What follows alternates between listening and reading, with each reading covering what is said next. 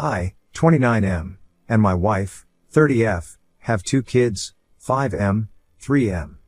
My wife works a full-time office job, while I work from home with extremely flexible hours. Basically, as long as I meet my deadlines, no one really cares how many hours it took or what time of day I work outside of some Zoom meetings. My sister, 26F, let's call her Barb, and her husband, 30M, let's call him Nick, live nearby and work full-time jobs. They have a daughter, 5F, let's call her Tracy. Because of my comfortable work schedule, when our kids started going to daycare, we basically decided that I'll be dropping off and picking up my niece from daycare alongside my own kids. I didn't really mind, and I thought it was great for my kids to spend time with their cousin. I get along with Tracy as well, and always thought I was her cool uncle. She's a sweet kid and usually well behaved. So anyway, most days I bring her and my kids back to our house. I make them snacks or dinner, and in the afternoon/evening my sister comes to pick them up. A few days ago the 5-yo kids were watching Bluey on the TV as I was preparing snacks with my 3-yo, and I suddenly heard yelling. I rushed over to see what's up, and my son was yelling at her that my dad's not a girl. While my niece yells back, he is. He's a FT. That's like a girl. The word is different in my language, but the meaning holds, as is the distinction between using it versus simply addressing a gay person. I'm kind of in shock at first, but I turned off the TV, and I sat her down and began explaining that this is a very bad word and we shouldn't be calling people that, and that regardless, I'm not a girl. And because this is a bad word, she should apologize to me because we don't act mean to each other in this family, and if I hear this again I'm going to talk to her parents and she's going to get in trouble. She said she won't get in trouble because that's what her dad called me, and he's not in trouble. I was stunned. I told her that regardless of what her dad said, it's a very bad word and she's not to use it with me or in my presence, and that she should apologize regardless because it hurt my feelings, which she did, because she's a really good kid. We talked some more and I prodded her about other things her parents said, and from what I gather, getting info out of a 5-year-old being obviously a difficult and unreliable process, Nick, my Bill, told my sister in Tracy's presence that men shouldn't be sitting at home all day and doing childcare, that cooking is a woman's duty, as is cleaning and really most of the things I do around my house. And that I'm a girl. I interpret this as not really a man, because I do housework and my wife earns more money than me. I explained to her the best I could that men and women could work from an office or from home, and that my wife or Barb working long hours from the office doesn't make them men, and vice versa, but I didn't dwell on it with her since it's not really her fault. I didn't immediately bring it up with my sister because I figured it would be a difficult conversation and I didn't want to have it in front of the kids, and I wanted to talk it out with my wife first as well. I did talk to my wife that evening and she seemed really upset as well. I told her that I think I should demand an apology from Nick and my sister, and she agreed. I called my sister and told her what happened, and she said that it's just a word and I'm blowing it out of proportion, and obviously Nick doesn't dislike me. I said I don't care whether he does or doesn't dislike me, he is talking shit about me behind my back to my niece and to her, and she is apparently very chill about this, rather than standing up for me. She said that was how Nick was, and I should stop being a drama queen. I told her to fuck off, and if that was how she felt she could pick up her own child from daycare, and hung up. I know it was really short notice and rude, but I really felt like I was being disrespected by people I did so much for over the years, and were my family. My wife said she understood, and that I shouldn't back down until I at least get a proper apology. The next 2 days were a weekend and there was no daycare. I assumed there would be calls or texts from Barb, but there was nothing. In fact, the suspicious lack of any messages or calls made me think she didn't take my words seriously, and this actually got me even more angry. The calls did come when it was time to pick up Tracy for daycare, and I, obviously, didn't come. I dropped my own kids off, and didn't even answer for a while.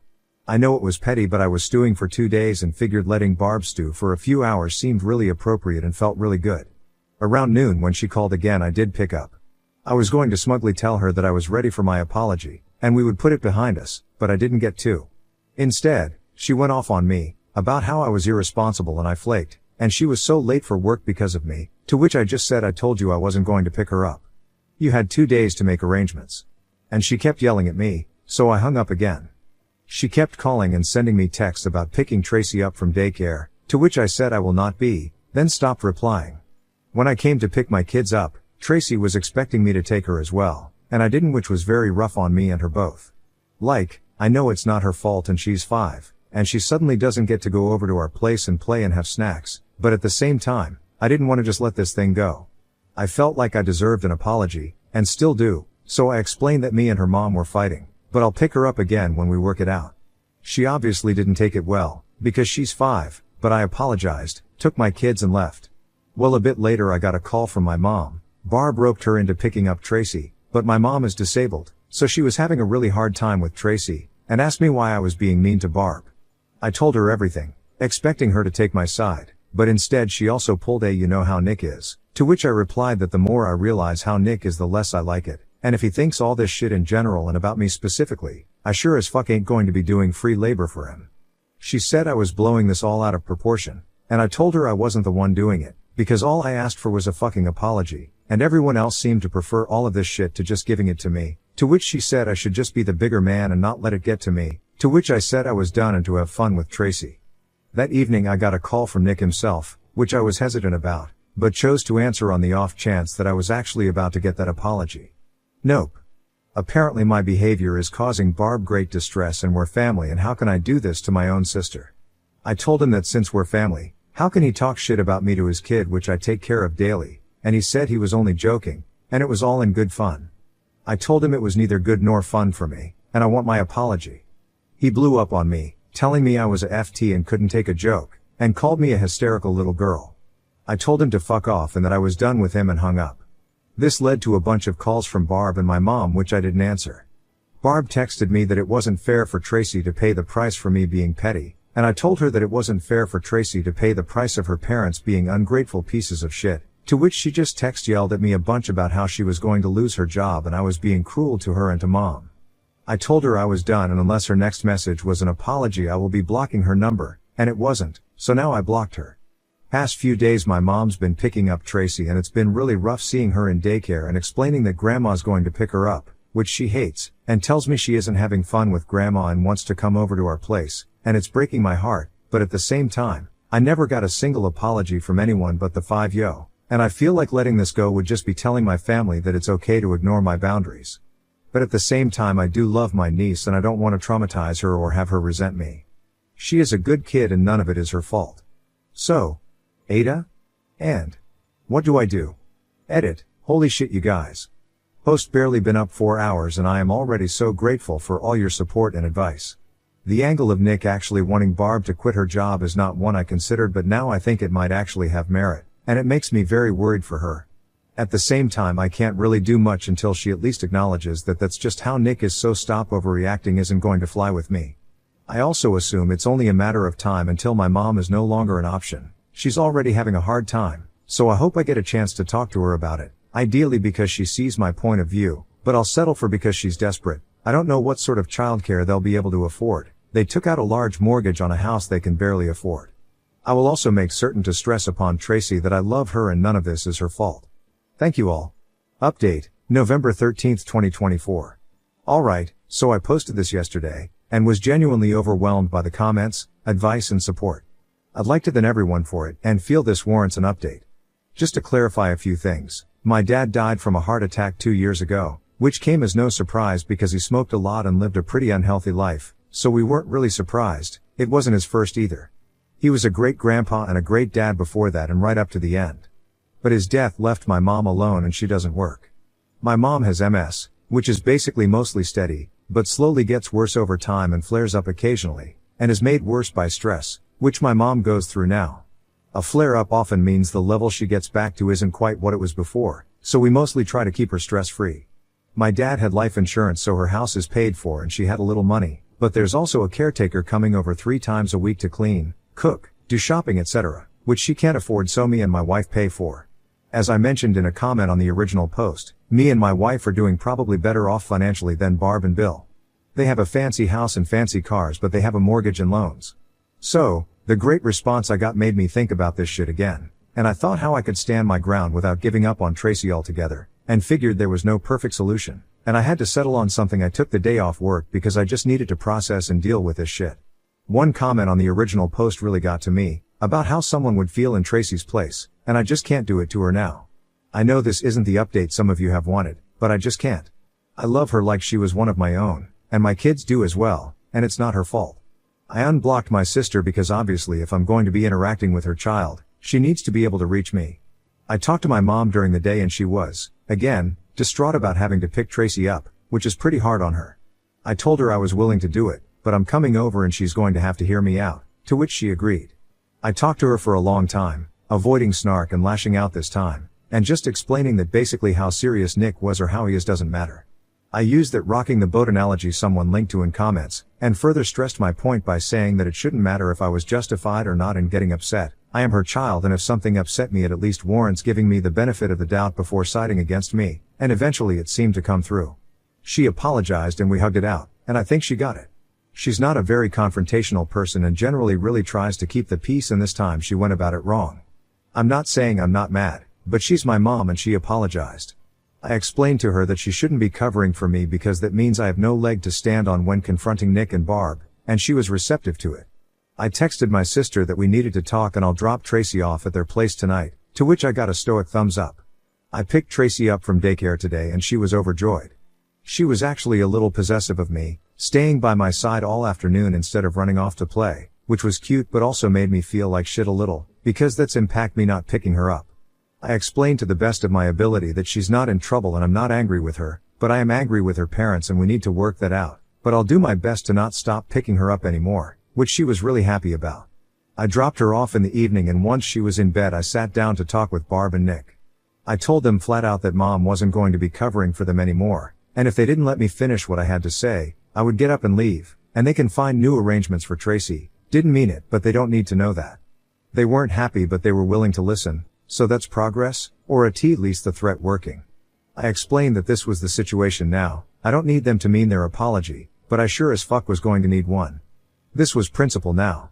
I have spent years taking care of their child, and if they wanted to be assholes, I wasn't going to do it for free. So this was how it goes now. 1. I am no longer going to be dropping her off in the morning until further notice. There was no excuse for the way Nick acted and it needed to have some lasting impact. 2. I was no longer going to be paying for family outings and family vacations. It was a man's job to support his family, so good luck with that. The exception is Tracy, who is always welcome. 3. If I hear any more BS being talked about me behind my back, I was going to start charging them for my service. My plan was to dangle the thing they want, childcare. Restoring it, but at the same time giving some repercussions and threat of things getting hard for them again. I also laid it on pretty thick about how I am a man, so I obviously have my pride and can't have that be disrespected, even by my own family who I obviously love. Don't really consider Nick family but figured he wouldn't figure that out. Nick was not happy about this, and my sister actually had to take him outside to talk it out without me, but eventually they did agree to it, and I got my, admittedly half-hearted, apology. I could probably press it further, but I didn't want to risk having to either back down or hurt Tracy again, so I took this. There were no tears and no warm hugs, but I get to walk away with what I wanted, giving them some payback without having to give up my time with Tracy. I still plan to talk to my sister alone about her relationship with Nick and about how she sees me, but I figure I should let things calm down a bit before I do. I know this isn't the resolution some, maybe most, of you wanted, but at the end of the day I need to find a solution I can live with, and for me this is it. We'll update if anything changes. Next story, wife cheated 6 years ago. I forgave her and everything was perfect until my sister asked if I wanted to spend my life with someone who betrayed me. Hello everyone. My wife and I have been married for 20 years and we have a daughter who's 18. She graduated high school a few months ago. Around 6 years ago, I found out that my wife was cheating on me and having an affair which lasted for a couple of months. I really wanted to divorce, but my wife was really remorseful. She quit her job, she started going to therapy, she promised all reconciliation steps I asked for. Ultimately I did decide to stay with my wife for her sake and for our family's sake too. For around 5 years, everything was actually going great, and we had date nights, romantic vacations, and we really loved each other. However, on the 6th year, the whole thing resurfaced back on my mind, and I just couldn't get my mind off it. I finally made my decision after a particular line from my sister struck a chord with me. She said, "Would you really want to use the gift of life and spend it with someone who had betrayed you so badly?" She told me this a couple of days before my daughter's graduation, and that's when I finally decided I couldn't do it anymore. A day before my daughter's graduation, I informed my wife of my decision and told her that I would be filing for divorce soon. My wife was shocked, and she cried a lot and told me she would do anything, but I told her that my decision was final. My daughter's graduation in itself was great, and I was really proud of my daughter. And my wife seemed happy too, but my daughter could sense something was wrong and asked me why her mom seemed down and trying to fake a smile. I told her not to worry about it and to just enjoy the day. The next day, however, I told my daughter I would be filing for divorce, and my daughter seemed shocked. She said how I could do this to her mom before graduation and that's why her mom couldn't enjoy the graduation. I told her it's none of her business, but we'll both always love her regardless. My wife and I are now going through divorce proceedings. Ada? Comments where Op has replied. Commenter 1. Udi, you could have waited a few days. Also, if you were happy, why did you let that line from your sister affect you so much? Are you easily influenced by others? Is the appearance of having always had a perfect marriage so important to you? Isn't the point to get a deeper and deeper understanding of the other person and ourselves? Oop, it wasn't just that line, and it wasn't a spur of the moment thing. I was dwelling on it for the past year or so and talking it out with my sis. She told me that it was finally time I put myself first, and that I deserved to be with someone who would unconditionally love me, someone who would be there for me through thick and thin, and someone who would never betray me. Commenter 2. I would have waited a bit after her graduation, since you already waited so long. Her graduation was marred due to her mom having to fake joy. Your daughter clearly picked up on it.